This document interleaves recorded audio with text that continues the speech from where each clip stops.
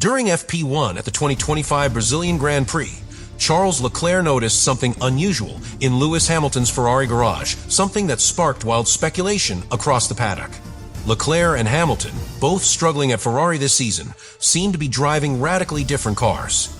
Leclerc couldn't help but question, was Lewis getting a preferential setup? As Ferrari fights to secure second place in the Constructors' Championship, internal balance and driver harmony are critical. Any sense of favoritism could fracture the team's fragile momentum. But the truth is more complex and far more strategic. What Leclerc saw wasn't sabotage, it was Ferrari adapting the car around Hamilton's elite driving style. And that change might just hold the key to Ferrari's 2026 revival. Before I tell you all the information that came out in the last few hours, don't forget to subscribe to the channel so you don't miss any information. The Brazilian Grand Prix is known for drama, but even before the lights go out, chaos had already erupted inside the Ferrari garage. During free practice 1, Charles Leclerc spotted something in Lewis Hamilton's setup that didn't match his own. It wasn't just small, it was structural. A detail that had Leclerc raising his eyebrows, engineers pulling out laptops, and fans online asking, why are Ferrari's cars suddenly not the same? On the surface, both drivers were struggling. Hamilton ended the session 19th, Leclerc 18th. But the story wasn't about lap times.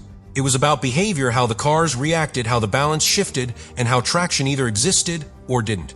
While Leclerc complained about poor rear-end grip and instability on corner exit, Hamilton, despite finishing lower on the charts, showed entirely different energy flow patterns and brake stability profiles. Two cars, two philosophies, same garage. Leclerc's observation started with a paint job flow viz on Hamilton's rear wing, a tool used to study aerodynamic flow in early development phases. But it wasn't just the paint. There were whispers of different rear dampers, possibly even experimental aero elements being run on Hamilton's car. And more tellingly, these weren't disclosed publicly. To Leclerc, it didn't feel like standard testing. It felt like Ferrari was evolving the car, but only from one side of the garage. This triggered questions, not accusations. Leclerc, ever analytical, asked the engineers directly, why the divergence? Why the adaptation? The answer from internal sources was both simple and seismic. Ferrari is learning how to build around Hamilton. After a decade of driving at Mercedes, Lewis's style is radically different. He needs rear grip, predictable understeer, and late trail braking confidence. So the team had begun tailoring experimental setups to match his rhythm. Quietly, rapidly. But here's the twist. This wasn't favoritism. It was strategy. Ferrari knows that if they're going to compete in 2026, they need to understand how to extract maximum performance from Hamilton's unique inputs. That means testing changes now, even if it risks confusing the balance with Leclerc. In this context, what Leclerc saw wasn't sabotage. It was a glimpse of Ferrari's technical transition, being led by the most decorated driver in F1 history. So what looked like a crack in unity might actually be a sign of evolution. Hamilton is shaping the SF25 from within. Leclerc is adapting beside him. And Ferrari, for the first time in years, is trying to listen more than react. This wasn't just another FP1. It was a signal that inside the most pressurized garage in motorsport, something strange and potentially transformative is happening. Lewis Hamilton's legacy has always extended beyond his lap times. He doesn't just drive the car, he reshapes the way teams think about building it. And in Ferrari, that transformation is happening faster than many expected. What Leclerc noticed in FP1 was the surface layer of something much deeper, a structural shift in how the team approaches development around Hamilton's inputs. Not emotional, not political, mechanical, strategic. Hamilton's style has never been about aggression on entry. He thrives on late braking, smooth rotation, and rear-end predictability under load. The SF25, up until now, wasn't built for that.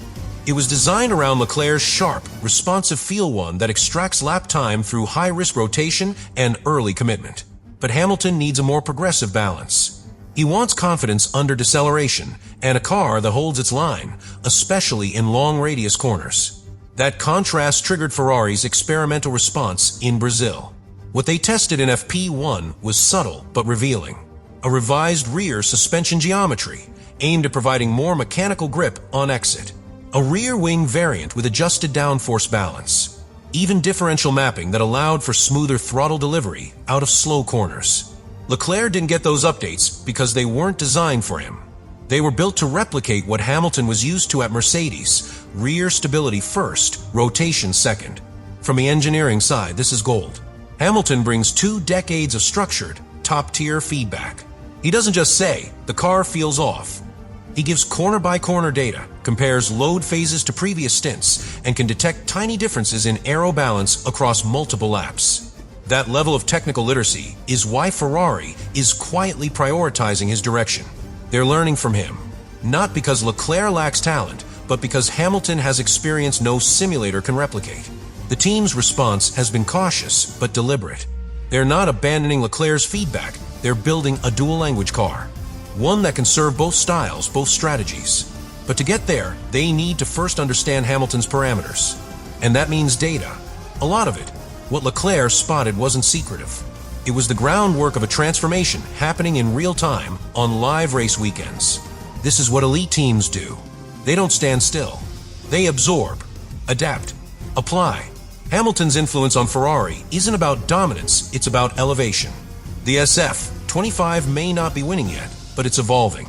And that evolution started not in a factory in Maranello, but on a bumpy Friday in Interlagos, under the watchful eyes of a driver who's been through it all before. When a Formula One team starts changing the car for one driver, every detail matters, especially when that driver is Lewis Hamilton. He is not just a name. He is a symbol of transformation, and with that comes power. At Ferrari, his influence is growing not through press conferences, but through design sheets, aero tests, and telemetry profiles. And for a team that has long been built around Charles Leclerc, that influence is beginning to shift the emotional architecture of the garage. Charles is not naive. He understands the politics of racing. He's been Ferrari's lead man since 2019, fighting through chaos, disappointment, and pressure with relentless professionalism. But now, for the first time, he's not just leading, he's sharing. And that sharing, even when logical, changes everything. It affects how engineers prioritize, how decisions are made, and how quickly one side of the garage gets answers compared to the other. That tension is real. It always is when greatness walks in the door. What happened in Brazil was more than a technical trial. It was a psychological marker. Leclerc, seeing changes he hadn't tested, began to question not the team's loyalty, but its direction. And Ferrari must walk a narrow line now. Because if Leclerc feels like a secondary project, even for a few races, the harmony that has held this driver pairing together could start to crack. And once that trust erodes, performance follows. At the same time, Ferrari must be bold. They brought in Hamilton not just for the name, but for the future. His feedback is pointing them toward a more stable, more complete car philosophy. His presence demands evolution, and the team knows it. The danger lies in communication. If the message is clear that every test on Hamilton's side serves a shared long-term goal, then Leclerc can buy in. But if things are hidden, rushed, or poorly explained, that's where the internal risk begins to grow.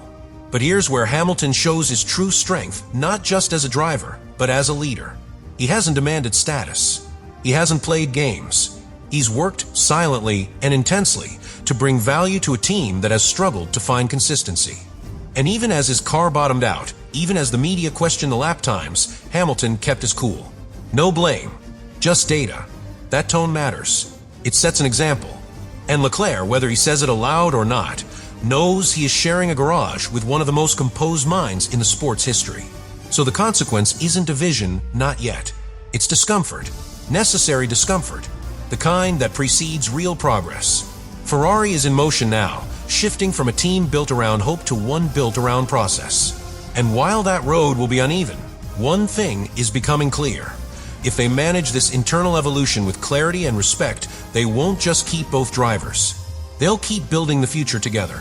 After FP1, the paddock was buzzing, but Lewis Hamilton remained unshaken. "We're learning," he told Sky Sports. "These weekends are about understanding how far we can stretch this car.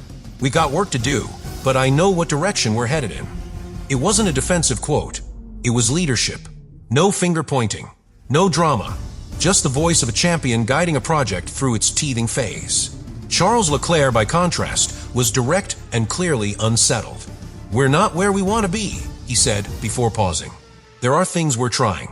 Some things I don't fully understand yet, but we'll review everything with the team." It wasn't frustration, it was awareness.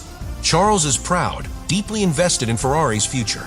but he knows he's no longer the only axis of development. That shift demands not just performance, but patience. Team Principal Fred Vasseur was quick to clarify the situation. We're testing parts for 2026 already. Some of those items were on Lewis's car today.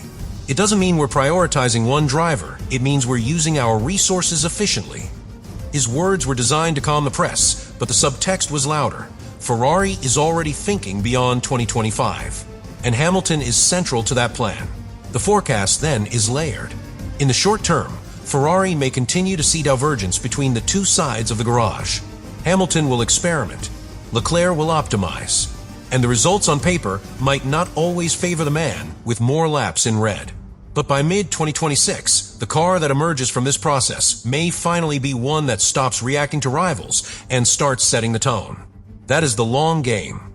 And Ferrari, guided by Hamilton's methodical input, is finally playing it. As for Interlagos, expect improvement by FP3. Expect Leclerc to close the setup gap. Expect Hamilton to continue collecting the data nobody else sees. This isn't about headlines. It's about architecture building something that lasts beyond this race, beyond this season. Both drivers know the weight of that task, and both in their own way are holding it.